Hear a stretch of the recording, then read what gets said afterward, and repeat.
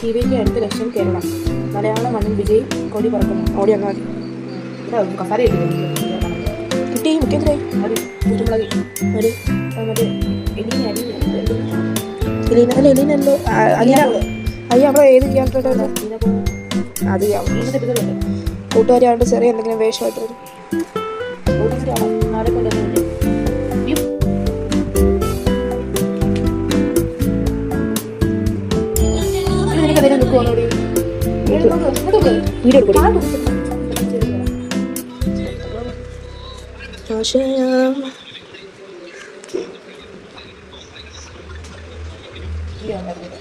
എന്താ കുറച്ച് പോന്നേ എന്താ പഠിക്കാനാ പോന്നെ?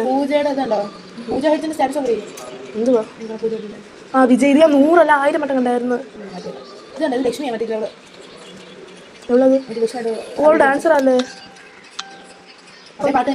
ഇപ്പൊ നല്ല ആയല്ലേ? ഉണ്ടല്ലോ പ്രഭുദേവ.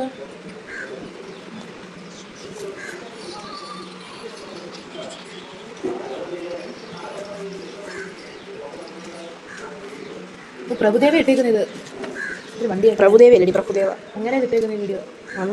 മറ്റേ കൊച്ചാന്ന് പറഞ്ഞിരിക്കും ഇട്ടേക്കുന്നത്. അവിടെ ഇല്ല ഇനോ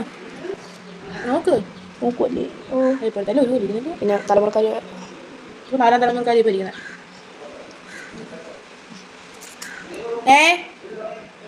ഫോട്ടോ ഒക്കെ നോക്കി നാഗത്തിനിടയ്ക്ക് കയറി ഇരിക്കുന്നൊക്കെ നാഗത്തിന് കാണിക്കാവേ.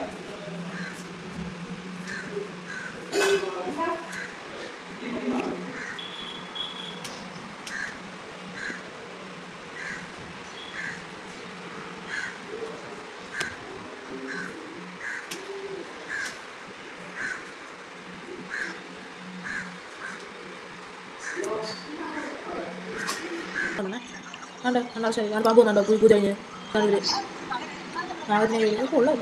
ആരാ പൂജ നടത്തുന്നത്? ഒരു വംശം അവർ നടത്തുന്നത് അവിടെ പാമ്പ് കിടക്കുന്നുണ്ട്. ഐതിഹ്യങ്ങൾ കേൾപ്പിച്ചു തരുമോ? എന്നത് ഞാൻ പണ്ട് ദിവസം കണ്ടു, പക്ഷേ സ്കിപ്പ് അടിച്ചു കളഞ്ഞു. അന്നെനിക്ക്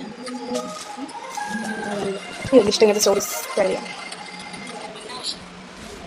ഇത് വേണ്ട, വേറെ മതി. കേൾക്കുമ്പോൾ ഇൻട്രസ്റ്റ് വേണം. വണ്ണാത്തി പുള്ളുകളെ പാടാൻ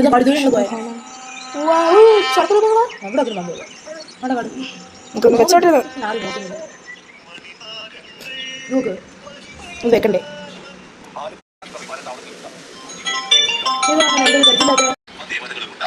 ക്ഷേത്രത്തിലെ പ്രധാന പൂജകൾ ചെയ്യുന്നത് മണ്ണാറശാലയിലെത്തി തലമുതിർന്ന സ്ത്രീയാണ്.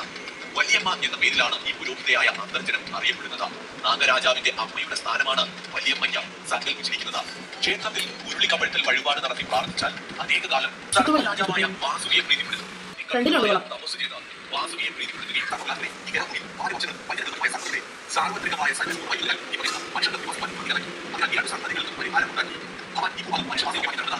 സമുദ്രത്തിലും അതോട് ചേർന്നുള്ള